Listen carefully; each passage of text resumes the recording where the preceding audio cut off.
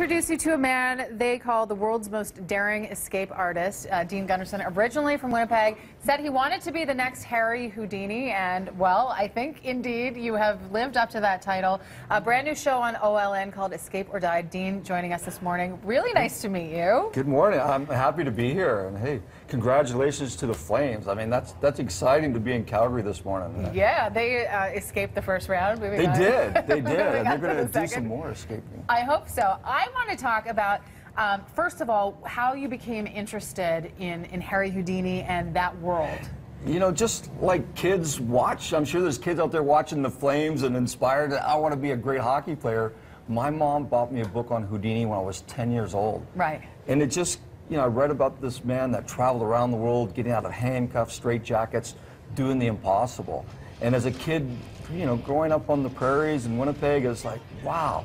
You know, to do the impossible, to get out of handcuffs, to get out of straitjackets, to travel the world. I thought, you know, it's like a comic book. Right. And I thought, that would be so cool. And it just, I started getting my dad to tie me up. The police would come to school for career day. They'd lock me up in the handcuffs. I'd get out. It paid my way to university. And then I started, when I was 18, I started doing big escapes and hanging from buildings and locked in coffins. And I just kept building and building, and it's taken me around the world for the last 3 decades. I want to know, I mean, because you're at the point where your feats are so death-defying. I mean, they're like, how far do you need to? Do you just have to keep going further? I mean, that's sort of the ultimate aim, right? I think that's part of, you know, like I don't smoke, I don't drink, I don't do drugs, but I love the extreme. I love the adrenaline. I love the challenge.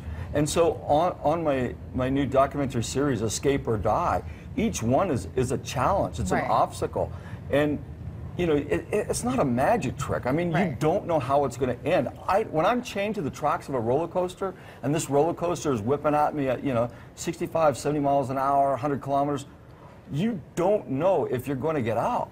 In fact, the time before I did it on this episode, I did it in China and I actually got hit. As I was diving away, it smashed into my ankle and shattered my ankle. I mean, it's still not the same. We have another episode on Escape or Die where we go back and recreate an escape that I did when I was 19 years old where I died. They locked me up. It was a Halloween tribute. I know you did your big Halloween show on Houdini. Well, yes, Houdini was my big hero. And so every Halloween I do a tribute. So when I was 19 years old, they locked me up in a wooden coffin, chained it up, they threw it into the icy Red River in Winnipeg. I didn't get out. I was underwater for over 4 minutes. They pulled it out. I was blue unconscious and dead. It became an escape from death. So in 30 years, I never, ever tried this again. Done lots of crazy things, hanging over Hoover Dam, crushed in cars, thrown out of airplanes, handcuffed, but I never went back to do the Coffin Escape. So on this show, I go back and I try it again. But we make it harder, we make it more difficult. They lock me up and put me into a metal coffin. They wrap it in chains. What do? We go down to the Bahamas, chum the water for sharks, and they throw me in the ocean surrounded by about 30 man-eating sharks. So, no, I lived.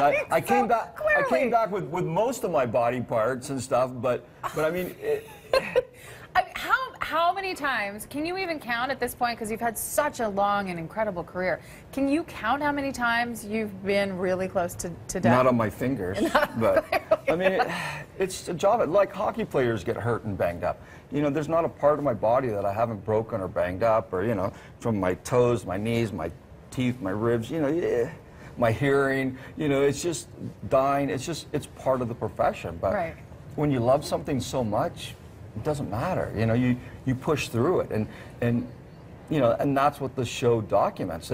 We give them, for the first time, I've done lots and lots of television, over 165 countries around the world over my career. But this is the first time I've let somebody inside my workshop build and develop and create the escapes. And you know, everything starts in Canada, and in my morgue. My building is the morgue. I've always called it morgue because of my collection of handcuffs and coffins and sarcophagus and cages. Well, I mean, and it is important to note that there is a lot of preparation that goes into that, right? Some of my escapes take years in the planning. Right. Like, you know, this show is only 22 minutes. You know, it's... But it encompasses a lot. I want to let people know, we're going to come back, and we're actually, I think, going to lock you up. You're going to lock me up. I'm going to lock you up. Uh-oh. I'm in trouble now. I'll let you know it airs on OLN Tuesdays. And so, Dean, I am very curious to see what happens next.